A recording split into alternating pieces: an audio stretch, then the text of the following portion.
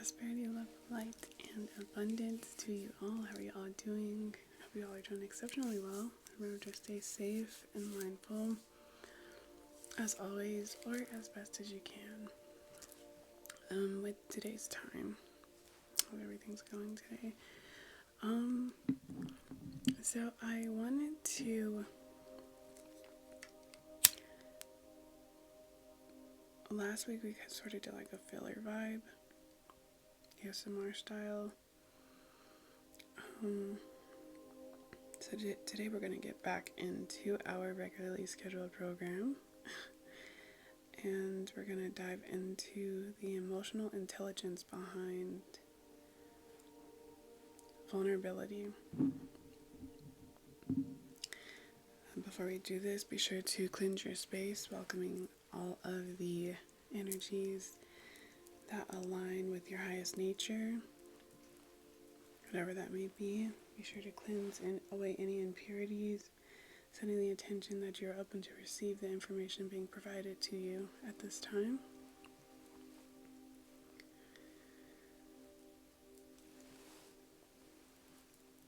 Okay. So, vulnerability is something I used to I think I only saw it in one way for quite some time.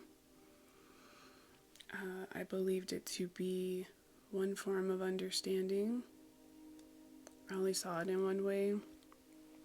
And eventually, as time is passing on, I'm seeing it entirely differently. There are different states of vulnerability. And quickly, I'm going to pull up the etymology of the word vulnerability.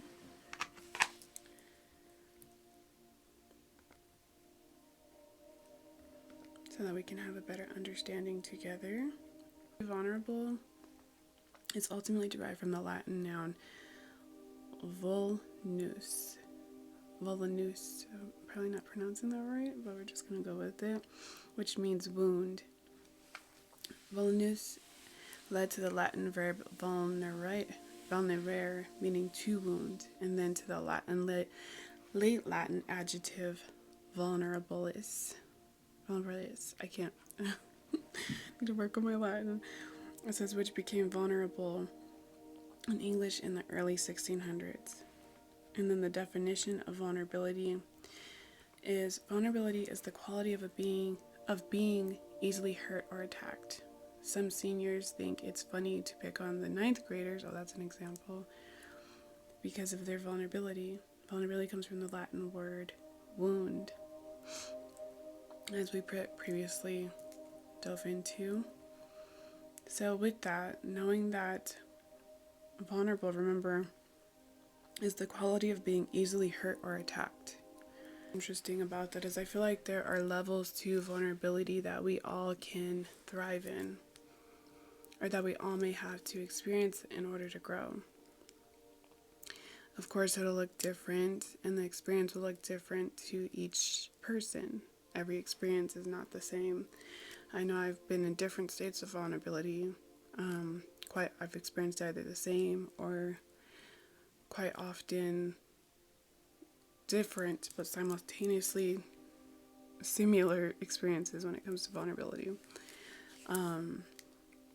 And for me, being able to be vulnerable, because of the fact that this is in fact a wound, you are exposing yourself, you are open, you are literally exposed to whatever is going on around you. Like, there's so many vulnerable things happening right now around the world.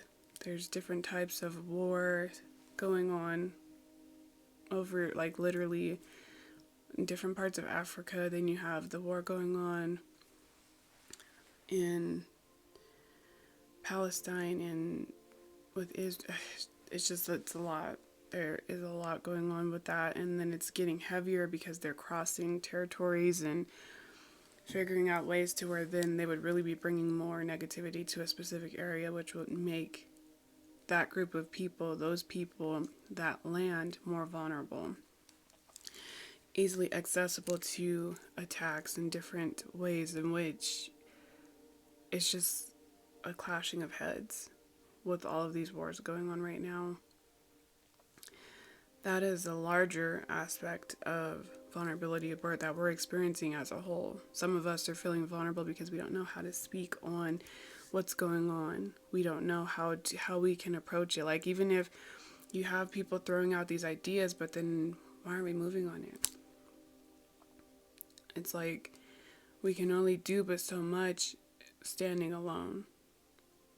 We all would have to actually, as a whole, choose to make a decision and actually act on it in hopes of a better outcome.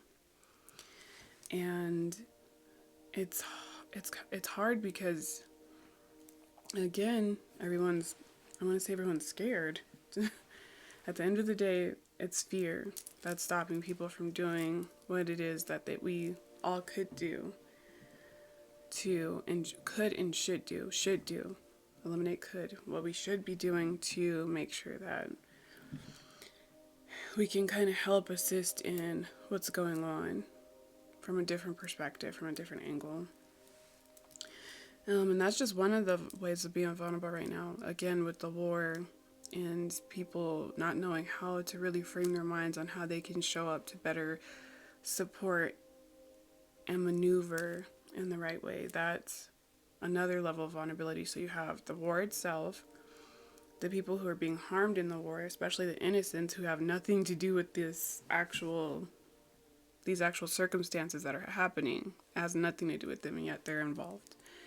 And then you have people who are still able to live their day-to-day lives, but then deep down they feel some kind of way because it's like, well, what can I do? I can only do but so much from where I am. And that's hard too. That's a certain level of vulnerability because you're exposed to the fact that, okay, I'm feeling this way, but how am I supposed to heal it? How am I just supposed to sit rendered down in this anxiety, in this motionlessness that we are experiencing as people who want to do something but don't know how exactly to do it? And then you have actual aspects of vulnerability on a personal level where finances are literally in the gutter. And not to be negative, because again, it's all a state of mind. It's all on how you approach it. I'm just listing some of the things that are essentially causing everyone or certain people, groups of people, to feel or be in a space of vulnerability right now. You have it where there are those who,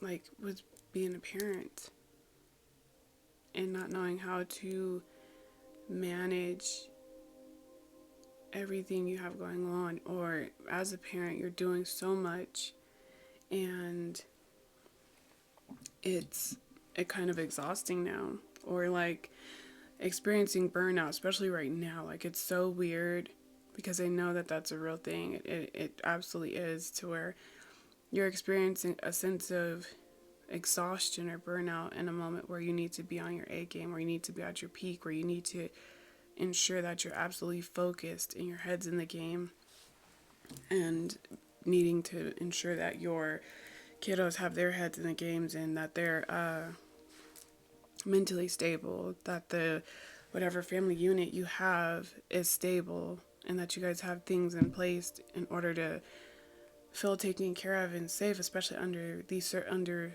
uncertain times such as these. It's things like this that are happening. This is present vulnerability, and this is at a global, this is at a community, this is at a statewide, this is at a level where we all are kind of experiencing these things that simultaneously in different ways, different time, maybe time periods. Maybe you were okay a couple months ago and now you're kind of in an awkward place, or things look like they're starting to pick up and then they kind of fall down and around. All of these things are definitely know exactly what that feels like right now. Oh, it's been an interesting roller coaster this year. So what understanding what needs to be done, what should be done, what can be done, is very different. Especially when like there's certain things in place. So initially, I was going to lean on going into the spaces of vulnerability and thinking about the fact, like, wow, like being vulnerable. Sometimes you have to open a wound to be able to release whatever hold it has on you. I remember I thought I messed up so much in my youth. Like, because again, growing up Islamically, there is a certain level of pressure on you. And anyone who, from any religious background, you guys understand there's a certain level of pressure by which you need to ensure that you're respecting and honoring and always holding yourself to the highest standard at all times. And when you're not doing this, then you can either slowly start to feel, inadequate or incapable, or in some cases a lot worse, about what it is you're supposed to be doing and fulfilling your duties as that individual within the community you're from. And like, I don't know, for me, because I don't know if why I got in the space I did. I don't know why.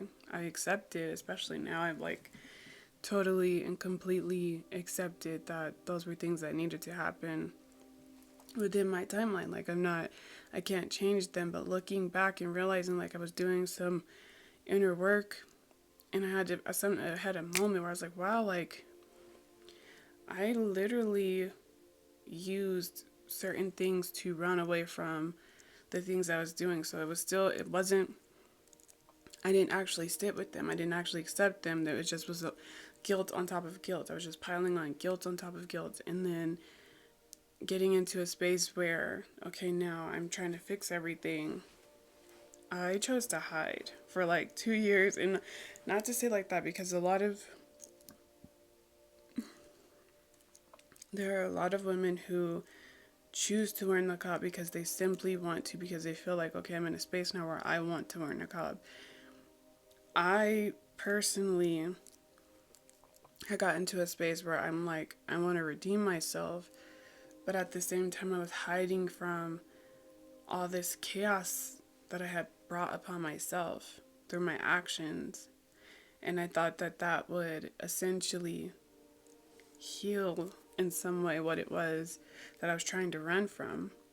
That in and of itself, running away from something leaves you always vulnerable. You're always left to a state of vulnerability when you run from what it is you should be facing. I don't care if it's a conversation you need to have with someone. I don't care if it's the fact that you are in debt. I don't care if it's you pranked your cousin and all this time they didn't know. So then they're like trying to understand what happened. And it's like, hey, well, I should have told you like 5 years ago that was me. Like when you choose to move a certain way, you're rendering yourself to another level of vulnerability that you wouldn't even have to experience if you were moving in a manner where you're actually able to take notes. So there are people who are a lot stronger, who are very disciplined, very structured, to where they don't have a whole lot of vulnerable holes within their system. They don't have a lot of vulnerable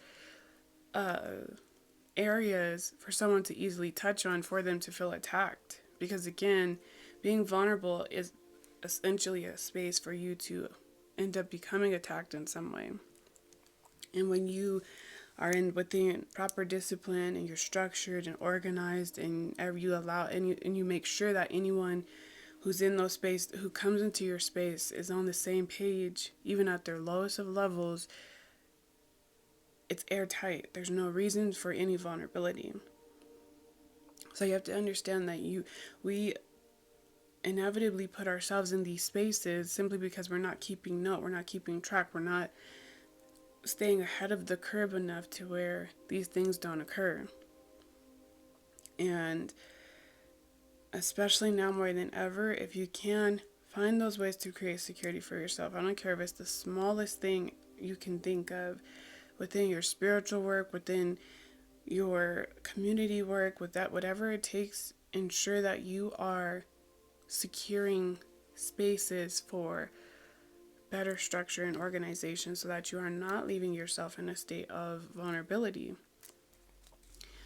You can also have real rawness and vulnerability when it comes to your connections. Like when you allow yourself to freely flow from the heart space, and when you're talking to someone, you're connecting with someone, and you are opening yourself up to whatever the experience is, you're allowing your actual soul essence to flow forward so that you may hopefully, with the right energy around you, to heal that, to release however you need to release, which could be crying, which could be yelling, or not yelling, but like shouting, like if you needed to just shout to release that, from here, from the abdomen. I couldn't think of the right word at the moment, sorry. It's just creating these different these different realities within the experiences you have can help to bring forth larger aspects of understanding within yourself. So for me, sometimes, like when I'm coming on here and I'm doing these now, some of this is actually me working through some of what I'm realizing as I was processing it, or what I've realized through others in their behavior, and bringing it forward. Like I'm taking note and bringing it forward so that we can all be held accountable. Because again, emotional intelligence stems with, or has at the base, with other things at the structure at the bottom of the base of emotional intelligence, is accountability.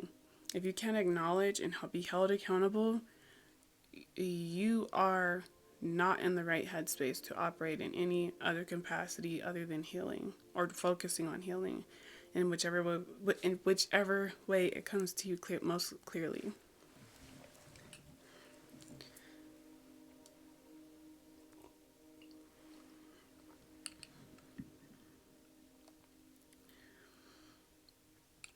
I genuinely believe that, because the world is in we're in the middle of this dance right now. This dance we're doing is very, very interesting. It's like a tug of war mixed with the tango. It's it's very seductive, and yet at the same time you can see the ugly right in your face. And we have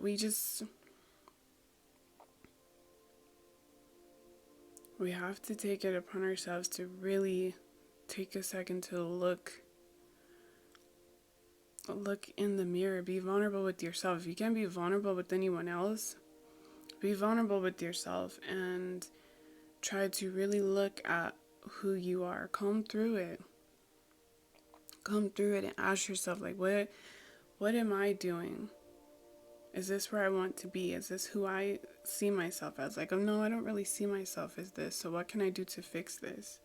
What can I do to adjust where I am now so that I can be better prepared moving forward? Like, where are your focuses? In which way do you want to move so that you can be in a better headspace, so that you can be more respectable? Not even to anyone else, respect yourself, because and at the end of the day, if you don't respect yourself, no one else is going to respect you. And respecting yourself is going to look differently in each way you show up, or you choose to show up.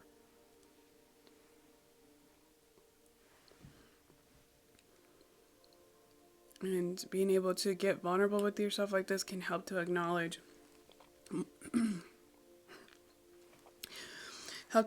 more things within your family, extended family, friendships, communities, statewide, to the countries, like to your country. You can be a better product of the human experience, the human design, if you take the time to do this work, if you take the time to really allow yourself to just be present in what you're feeling, allow yourself to, you know, just think about what it is you are doing as an individual, as a person, and if it's worthy of contribution, and if not, what can you do to adjust that so that it can be worthy of contribution, so that it can be a space for others to want to stay connected.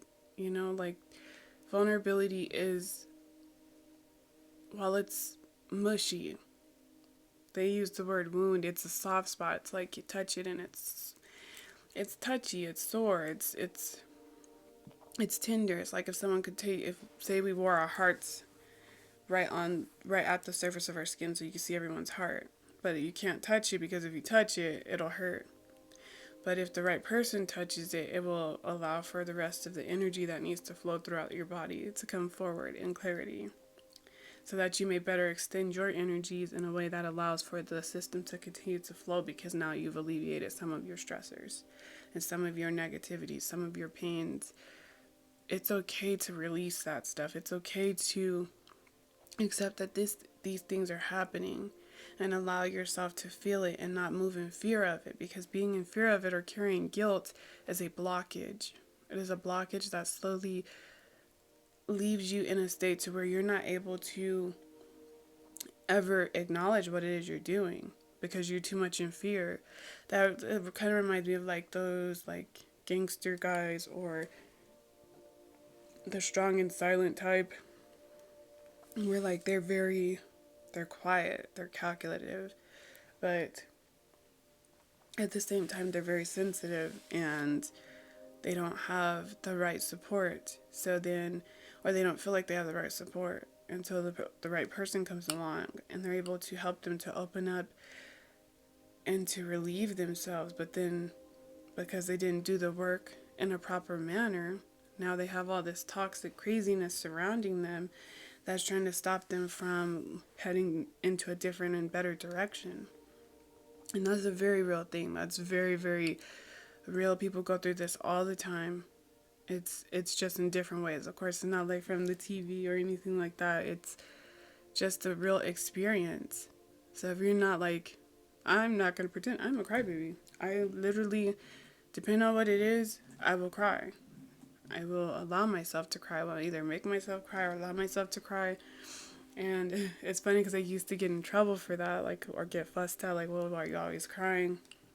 And I didn't quite understand it until I started really looking at the fact that I'm just I feel everything.